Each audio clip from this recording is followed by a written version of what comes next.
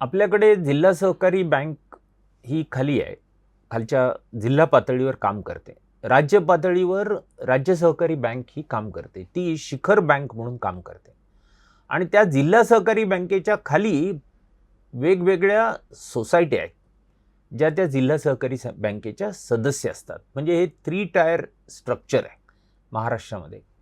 केरळ हे एक राज्य असं आहे की जिथे 2 टायर स्ट्रक्चर आहे. म्हणजे त्या सोसायटीज आणि मग ती जिल्हा राज्य सहकारी बँक असं 2 टायर स्ट्रक्चर आहे. महाराष्ट्रामध्ये देखील किंवा देशामध्ये हा प्रश्न अनेक वेळा उपस्थित केला गेला की 2 टायर स्ट्रक्चर असावं का 3 टायर स्ट्रक्चर असावं. या संदर्भात रिझर्व्ह बँकेने एक तज्ज्ञ समिती नेमली होती. त्याला वैद्यनाथन समिती असं संबोधलं जातं. त्यांची अशी शिफारस होती की हे 2 टायर स्ट्रक्चर असावं.